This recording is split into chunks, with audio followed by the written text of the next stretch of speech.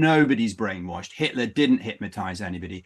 Everybody is making choices. Yeah. Everyone's making a choice about what they could do. And this notion of acting under orders, I mean, that was demolished at the time of the Nuremberg trials straight after the war. There's no evidence that anybody who was asked to do any killing, and if they refused, was then put up against a wall and shot themselves. It simply didn't happen. People are making active choices all the time about what they should do. One of the last Nazis likely to face justice has been tracked down by the son. Gregor Formanek, who's 98, was a guard at Sachsenhausen concentration camp, where 100,000 prisoners died during the Holocaust. Laurence Rees is a World War II historian and BAFTA-winning documentary filmmaker. Morning to you, Lawrence. Hi there. This is an amazing discovery. Presumably there are very, very few people left alive like this man. No, absolutely. And people find it very curious that why has it taken so long? This guy's 98 to get round to prosecuting him. And of course, it's because what happened after the war was that the West German authorities kind of backed off, and they decided only to prosecute people who were in leading positions as a general rule, or as directly involved in the killing. This meant that at a camp like Auschwitz, something like 85% of the SS were never prosecuted. And the guy I met and interviewed and filmed for my Auschwitz series, Oscar Gröning, he was living quite openly, and he was an SS guard, had been an SS guard at Auschwitz. But then they came after him when he was, I think, in his 80s or 90s. So the policy changed about 10 or 11 years ago to actually going after people who simply had worked at the camps, and that hadn't been the case before that. Was that because of the pressure of the Cold War? Ultimately, the new bad guys were the communists, and therefore there was this normalization process that took place, among the Americans and the Brits as well, that said, although the Nazis were a horrible evil, there was a new enemy in town, and a sort of normalization process went on for years. Yes. It's as straightforward as that. Easy answer. Yeah, broadly speaking, that's absolutely right. And the problem had become that, as you say, that the Ally during the war, Stalin during the war, in the immediate post-war years, it was very, very clear that he was the new enemy. And also there was a desire to after the Marshall Plan in a couple of years after the war, there was a desire to help West Germany in particular rebuild, because I don't know how many of your younger listeners won't remember or understand really that West Germany was split from East Germany after the war until the fall of the Berlin Wall many years later. So there was a desire to try and do what was necessary to ensure what was known as the economic wonder of West Germany took place. And part of that was not clogging up the system with thousands and thousands and thousands of individual trials. What's interesting to me is that, we think of the idea of sort of retribution and justice in a very straightforward biblical sense, very old-fashioned. And now we live in a modern world where we always look for societal reasons why people acted the way that they did. So it's kind of strange that back in the 50s, people were allowed to live their lives, but it's only in the 90s, 2000s, and now that we're going after them.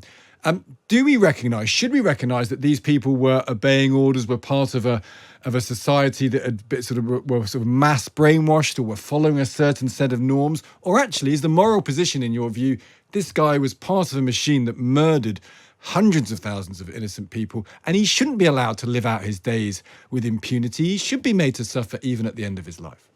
Well, that's the most ginormous question, and I'm currently writing a book on that. It's taken me 5 years. In the space of 30 seconds, I will answer. The first thing to say, never use I don't think anyone should use the word brain. Nobody's brainwashed. Hitler didn't hypnotize anybody.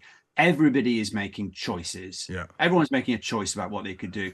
And this notion of acting under orders, I mean, that was demolished at the time of the Nuremberg trials straight after the war. There's no evidence that anybody who was asked to do any killing, and if they refused, was then put up against a wall and shot themselves. It simply didn't happen. People are making active choices all the time about what they should do. And as for should you come after them, I mean, what should have happened is people should have been dealt with in the immediate post-war years, because huge numbers, probably the vast percentage of people who were SS working in either the concentration camps or the death camps, got off scot-free because they lived to a decent old age and simply died. So absolutely, I think they should be held to justice. The The only question is a purely evidentiary one, which is, at this age, is it possible to be convinced beyond a reasonable doubt that this person is guilty of the crimes? And that can be problematic because so many witnesses are dead, so many memories are lost. But the Germanic, Where it's less problematic in these cases is there are lists of people who worked in the camps. And although even then I've come across many cases where people say, you know, Albert Speer, for instance, the armaments minister, was present when, in the Posen speeches in 1943, when Himmler told all these leading Nazis exactly what was going on with killing the Jews. And later on, it was proved he was there. But he said, "Oh, I left before Himmler. I left before Himmler got to that bit about the Jews, so I didn't hear that bit." I mean, that was demolished later on as an argument. But nonetheless, you've got an evidentiary problem, and that's what you've got to address. Just before you go, there's a story, you know, the idea of how long a Nazi record persists. You'll have seen the story. The Canadian Parliament got into difficulty. Their House Speaker invited a Ukrainian World War II veteran to join them during the session attended by Zelensky. He was celebrated as a hero, but of course, he would have fought against Soviet occupation for the Nazis. And there is this connection between some parts of the Ukrainian forces and historic views about Nazism. Does this show you that this is a problematic area, or should we be just cleverer, be more knowledgeable about our history to know that that's likely to happen?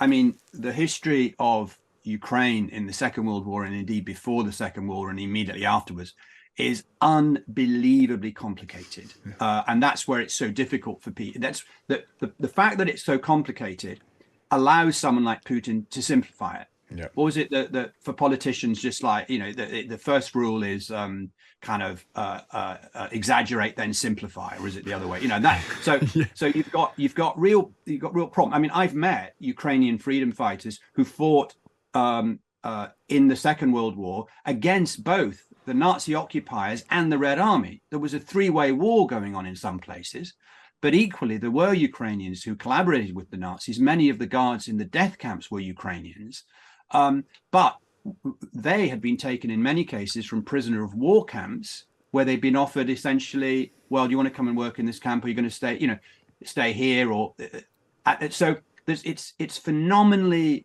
complex, the history of Ukraine in the Second World War. Their primary, though there was large elements of anti-Semitism undoubtedly among certain segments of the population there, but the primary aim the Ukrainians had even then was to try and fight for independence. That they thought the Nazis were giving them independence. It was a complete misjudgment, because the Nazis wanted to turn them into a slave state. So they've been fighting for independence for a very, very, very long time, and this is part of it. We could talk about this forever. There's so many interesting angles to everything that you've been talking. Really good to speak to you, Lawrence. Thank you for taking the time.